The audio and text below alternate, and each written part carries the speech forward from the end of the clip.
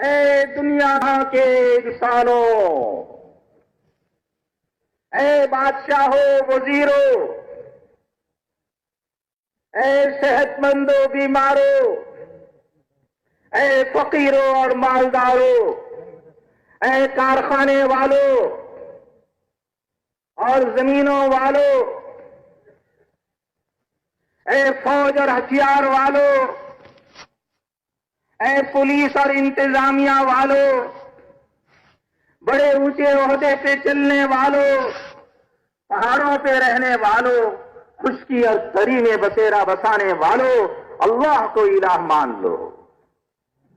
تمام انبیاء علیہ الصلوات والتسلیمات کی محنت کا پہلا بول کہ اپنے دل سے، اپنے دل کے اس نجاست کو صاف کرو، سارے الہوں کو اپنے دل سے نکالو، جن جن نقشے پہ ہونے کا یقین ہے یہ سب تم نے الہ بنا رکھے ہیں۔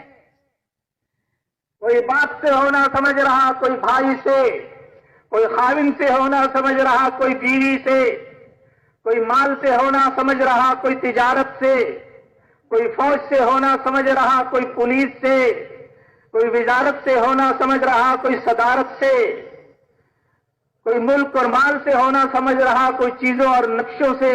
یہ سارے دل کے الہ کو صاف کرو، کھرچ کے صاف کرنا ہے، اس کی صفائی ضروری ہے۔ پھر دل میں اللہ، پاک اللہ آئیں گے، الا اللہ۔ پہلے لا الہ ہے، سارے نقشوں کا یقین نکالنا۔ تجارت کے ساتھ تبلیغ بھی چل رہی ہے، یقین تجارت کا اور ساتھ تبلیغ، اس سے کام نہیں بنے گا۔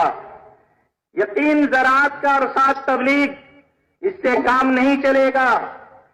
یقین ملک اور مال کا اور ساتھ دعوت، اس سے کام نہیں بنے گا۔ سارے یقینوں کو دل سے نکال کر ایک اللہ کی ذات کے ساتھ جڑنا ہے۔ کام بنانے والے، بگاڑنے والے صرف اور صرف اکیلے تنے تنہا اللہ ہیں۔ یہ سارے انبیاء علیہ الصلوات والتسلیمات کی محنت کی بنیاد۔ دلوں کے یقین کو درست کرنا، دلوں کے یقین کی صفائی۔ غلط یقین کی صفائی ہوگی، پھر دل میں صحیح یقین آئے گا۔ حضور صلی اللہ علیہ وسلم فرمائے ہیں ملت ابراہیمی، ہم ملت ابراہیمی پہ ہیں۔ ملت ابراہیمی کی پہلی بنیاد کیا رکھی ابراہیم علیہ السلام نے کہ سب سے نگاہ موڑ کے ایک اللہ سے جڑنا ہے، اللہ کے تعلق کو حاصل کرنا، اللہ کی محبت کی حلاوت کو محسوس کرنا، اللہ کے قرب کے درجات میں ترقی پانے کی تمنا رکھنا کہ اللہ کے قرب کے درجات لامتناہی ہیں، مجھے ان قرب کے درجات میں آگے سے آگے بڑھنا ہے۔ یہ کب ممکن ہے؟ یہ جبھی ممکن ہے جب ہم اپنے دل سے اللہ کے غیر کو نکالیں گے اور اللہ کو دل میں بسائیں گے، اور پھر اللہ دل میں بس ہی نہیں سکتے جب تک کہ رسول اللہ صلی اللہ علیہ وسلم کو ساتھ نہیں لیں گے۔ دربار الہی تک پہنچنے کے لیے دربار محمدی سے گزرنا پڑے گا۔ رسول اللہ صلی اللہ علیہ وسلم کی زندگی کو اختیار کیے بغیر اللہ تک پہنچ ہی نہیں سکتے۔ ایک ہی راستہ ہے اللہ تک پہنچنے کا، اللہ کو پانے کا، اللہ کے تعلق کو حاصل کرنے کا، اللہ کی محبت کی حلاوت کو محسوس کرنے کا۔ ایک ہی راستہ ہے رسول اللہ صلی اللہ علیہ وسلم کی پاکیزہ اور مبارک زندگی۔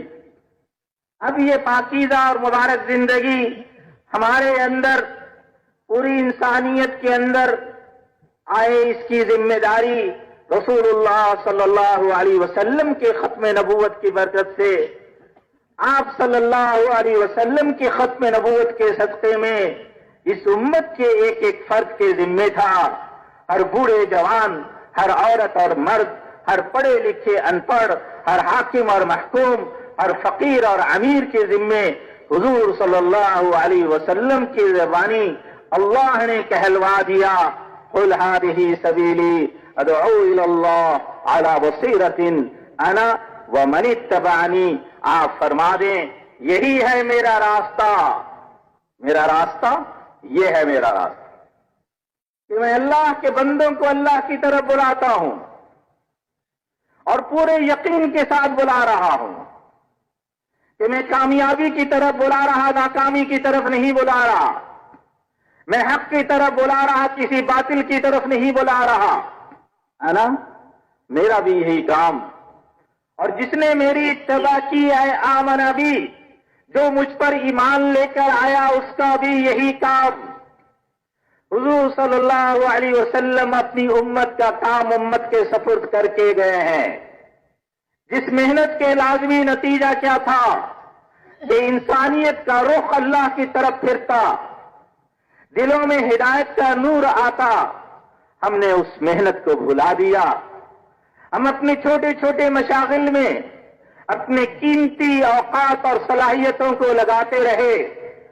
کوئی اپنی تجارت میں، کوئی اپنی زراعت میں، کوئی اپنی ملازمت میں، کوئی اپنی حکومت میں، کوئی اپنی سلطنت میں، کوئی اپنی زمین میں. ہم نے اپنی ساری صلاحیت، ساری قوت، ساری علم، ساری سمجھ سب کو وہاں صرف کر دیا. یہ ہم نے ظلم عظیم کیا.